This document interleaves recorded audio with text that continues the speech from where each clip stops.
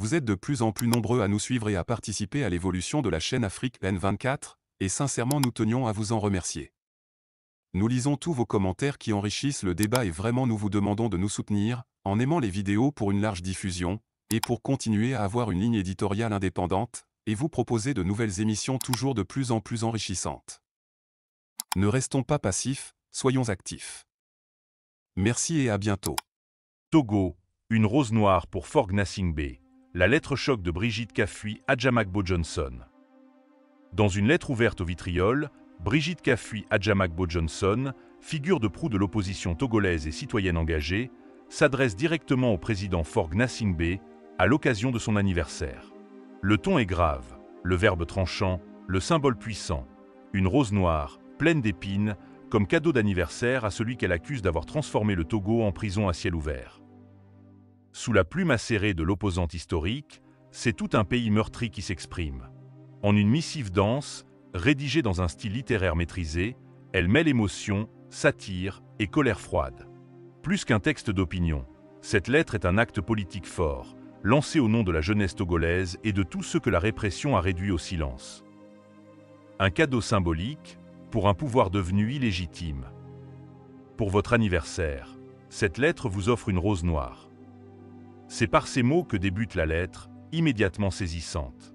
Loin des dorures du protocole républicain, Brigitte Kafui Adjamakbo Johnson offre au chef de l'État un symbole de deuil. Le deuil de la démocratie, le deuil de l'espoir populaire, le deuil de la justice. Le message est clair. Cette rose noire n'est pas une fleur décorative, c'est une couronne funéraire politique. Une manière sobre mais acérée d'annoncer la fin symbolique d'un règne. Parler au nom des jeunes debout dans la rue. Adjamakbo Johnson prend soin de se positionner non en tant que responsable politique, mais comme citoyenne togolaise, solidaire d'une jeunesse qui, selon elle, ne fête pas l'anniversaire du président, mais lui oppose une mémoire collective douloureuse. Elle n'a pas les moyens de vous offrir du champagne, elle vous offre la mémoire. Mémoire des rêves trahis, des amis enfermés, des promesses piétinées. Elle évoque une jeunesse qui a troqué la résignation contre la dignité. Une jeunesse qui n'a ni gâteau, ni réception, mais des mots, des chants et un silence plus puissant que les barbelés de la peur. Un pouvoir hérité devenu dynastie répressive. Dans un style incisif, Brigitte Kafui Adjamakbo Johnson revient sur l'accession au pouvoir de Forg Gnassingbé en 2005, à la suite du décès de son père, le général-président Eyadema. Elle rappelle que même les alliés les plus fidèles de Faure n'osent plus justifier cette prise de pouvoir contestée, qualifiée de succession monarchique maquillée. Vous aviez une occasion historique de refermer la parenthèse autoritaire. Vous en avez fait un héritage privé. À travers ce constat, elle trace un portrait sévère d'un régime qui aurait transformé l'État en entreprise familiale, où l'on enferme, exile ou réduit au silence ceux qui refusent de s'incliner. Des prisons pour gouverner, des poèmes pour résister. La lettre déroule ensuite une chronique de la répression d'État, arrestation de son demi-frère Kpacha Gnassingbé, emprisonnement de militants du PNP, rafle de simples citoyens pour des publications sur les réseaux sociaux. Elle cite les cas emblématiques de Jean-Paul Oumolou, emprisonné depuis 3 ans sans procès, et d'Affectio, arrêté pour un poème inspiré d'un appel de Monseigneur Barriga. Oui, un poème. Voilà ce qui vaut désormais une incarcération au Togo. Dans cette république décrite comme stable, comme un cimetière, selon les mots de l'ancienne ministre Yark Daman, les cellules deviennent plus nombreuses que les écoles, et la peur plus visible que la justice. Le cas Amron, ou comment une dictature fabrique ses fous. Le passage consacré à l'arrestation du rappeur Amron est l'un des plus poignants. Adjamakbo Johnson y lit une tentative désespérée de psychologiser la dissidence en présentant l'artiste comme mentalement instable.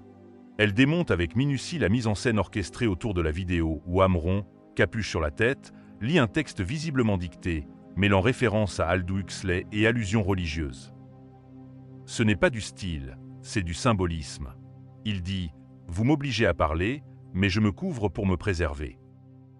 Elle y voit un message codé de résistance, un langage subtil d'un jeune intellectuel contraint mais pas brisé. Le travestissement de la parole, la tentative de psychiatriser la dissidence rappelle selon elle les vieilles ficelles des régimes soviétiques.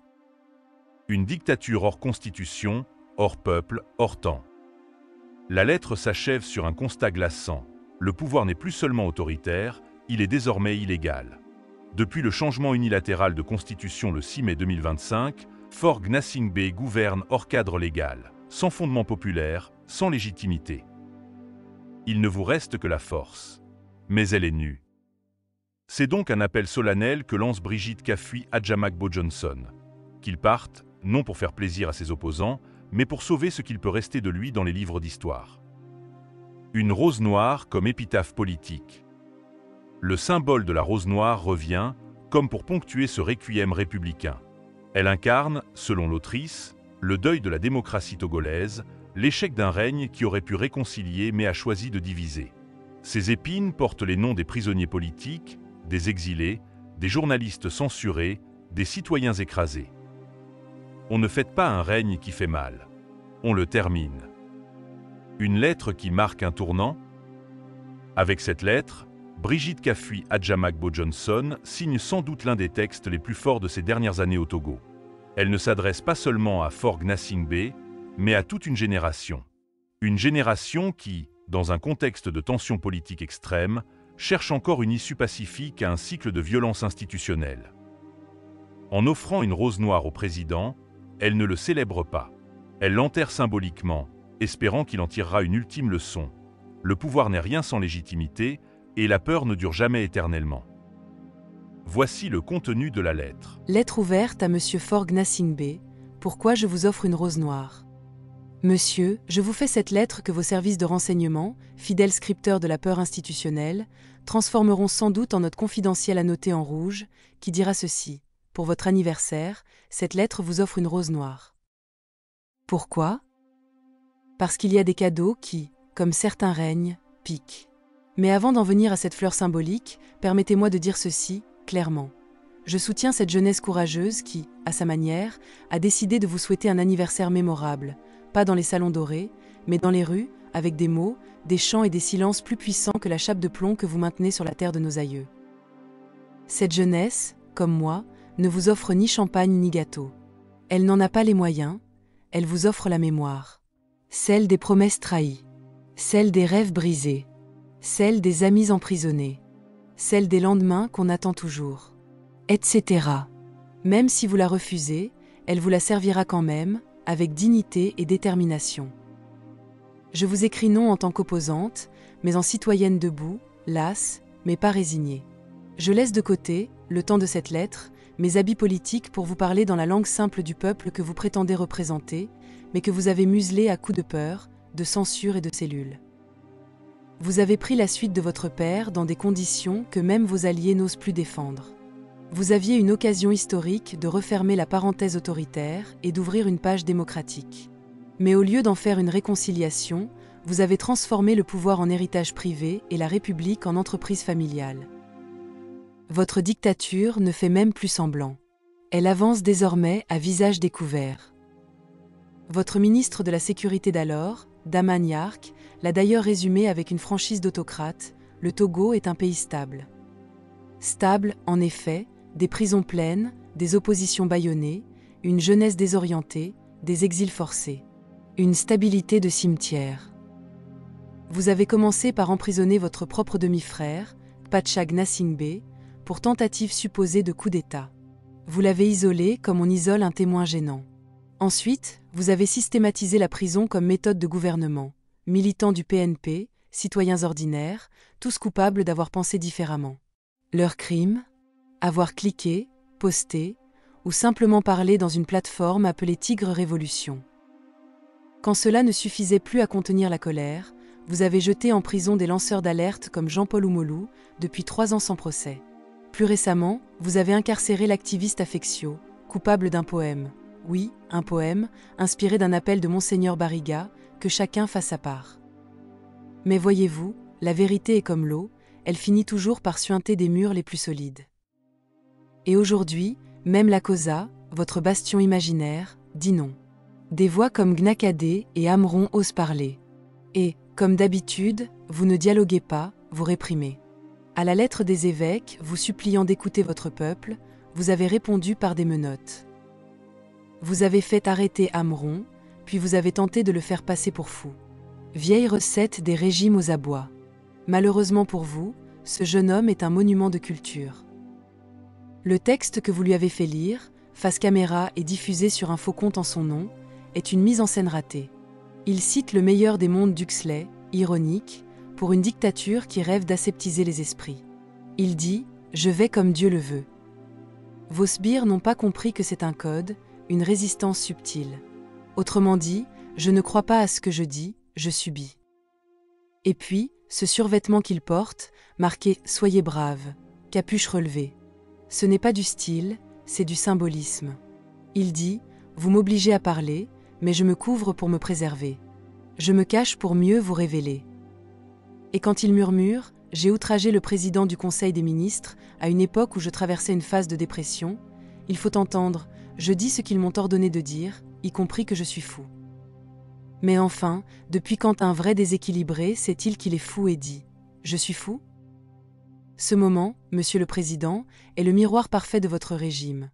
On y voit la peur déguisée en procédure, l'humiliation habillée en soins psychiatriques, la dictature grimée en paternalisme. Monsieur Forg Gnassingbé, vous n'avez pas de légitimité. Et depuis le 6 mai 2025, vous avez perdu le vernis de l'égalité que vous vous octroyez lors des élections frauduleuses. Il ne vous reste que la force, mais elle est nue. Vous gouvernez hors constitution, hors peuple, hors temps. Et bientôt, hors histoire. Quittez le pouvoir. Non pas pour faire plaisir à vos détracteurs, mais pour sauver ce qu'il peut rester de vous dans les livres d'histoire. Sortez, non comme un prince héritier usé, mais comme un homme qui, un instant au moins, a su écouter autre chose que sa peur. Voilà pourquoi je vous offre, pour votre anniversaire, une rose noire pleine d'épines. Ce n'est pas un hommage. Ce n'est pas une bénédiction. Ce sont des funérailles politiques à peine déguisées. La rose noire incarne le deuil de la démocratie, l'échec de votre règne, l'usure de la confiance. Les épines, elles portent les noms de ceux que vous avez blessés, torturés, exilés, enterrés vivants dans le silence. C'est ma manière, sobre et tranchante, de vous dire « On ne fête pas un règne qui fait mal.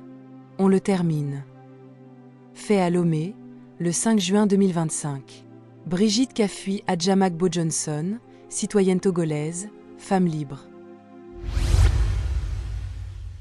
Likez la vidéo si ce n'est pas déjà fait. Laissez aussi votre point de vue en commentaire. Abonnez-vous et cliquez aussi sur la petite cloche de notification pour ne rien rater de nos prochaines vidéos. N'oubliez pas de partager aussi la vidéo et de la liker.